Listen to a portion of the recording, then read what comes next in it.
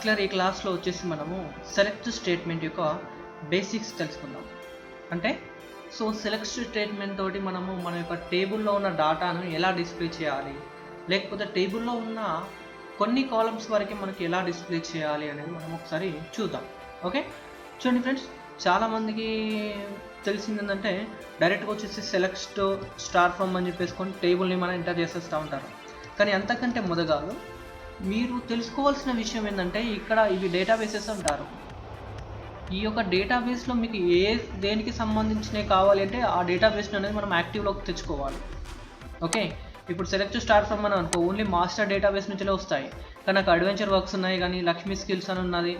So ఇక్కడ different types of databases అని ఉన్నాయి.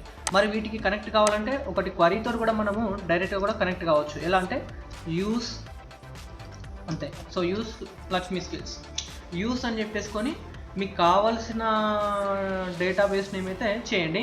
ఇప్పుడు F5 ప్రెస్ చేయగానే మీకు లక్ష్మీ స్కిల్స్ అనే డేటాబేస్ ఆటోమేటిక్గా ఇక్కడ రావడం జరుగుతూ ఉంటుంది.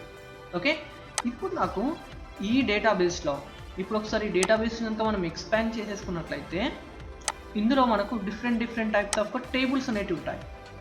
ఓకే, సో మనం ఫస్ట్ క్లాస్ సెకండ్ క్లాస్లో అనుకున్నాము టేబుల్స్ ఎలా క్రియేట్ చేయడం అవన్నీ మనం చెప్పుకున్నాము. ఒకసారి ఆ వీడియోస్ కూడా చూడండి.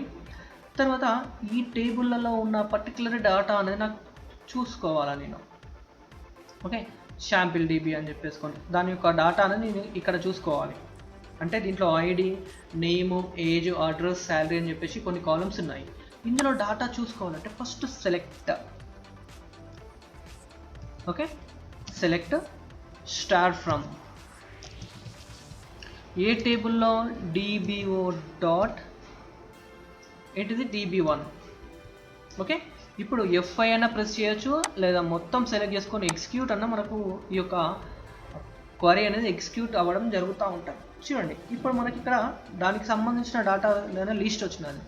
తర్వాత ఇంకొక విధంగా కూడా దీన్ని మనము ఎక్స్పాండ్ చేసేసుకోవచ్చు. అది ఎలా అంటే లెఫ్ట్ క్లిక్ ఇచ్చేయండి. లెఫ్ట్ క్లిక్ ఇవ్వగానే మనకు స్క్రిప్ట్, ఈ స్క్రిప్ట్లోకి వచ్చేసి సెలెక్ట్. ఓకే, సెలెక్ట్లోకి వచ్చేసి న్యూ క్వరీ ఎడిటర్ విండో అనేది సెలెక్ట్ చేయండి. చూడండి, చూసారా ఫ్రెండ్స్, మనకేమైనదంటే యూస్. ఓకే, సో ఆటోమేటిక్గా మన యొక్క SQL మన యొక్క డేటాబేస్ అనేది యూస్ చేసేసుకున్నది. తర్వాత select ID, column, address, salary. Okay, దీన్ని స్కీమా అంటారు. ఓకే, ఇది DBA1 అనేది ఏంటంటే మన యొక్క టేబుల్ నేమ్ అనమాట.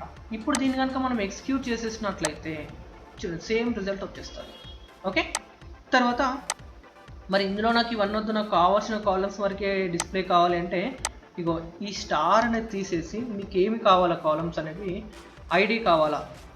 సో నాకు ఓన్లీ ఐడి కావాలి కాబట్టి నేను ఐడి సెలెక్ట్ ఐడి అని చెప్పేసి ఎగ్జిక్యూట్ చేసేసినట్లయితే నాకు ఓన్లీ ఐడి మాత్రమే వచ్చినది. తర్వాత ఇంకో కాలం నేమ్ కూడా కావాలి, నాకు కామా పెట్టేసుకొని నేమ్ ఎంటర్ చేసేయండి. ఇప్పుడు మీరు ఎగ్జిక్యూట్ చేసేస్తే ఐడి ప్లస్ నేమ్స్ వచ్చేస్తాం. ఓకే, సో ఇది బేసిక్ అనమాట. సో ఇంకా ఒక్కొక్కటి చిన్న క్వరీస్ ఎలా ప్రిపేర్ చేయాలో మనము ఫర్దర్ క్లాసెస్లో నేర్చుకుంటాము. సో నా వీడియో కనుక మీకు అర్థమైనట్లయితే తప్పకుండా మా లక్ష్మీ స్కిల్స్కు సబ్స్క్రైబ్ అయ్యి మరిన్ని SQL క్లాసెస్ చూస్తూ SQL నేర్చుకోండి. Thank you friends, bye.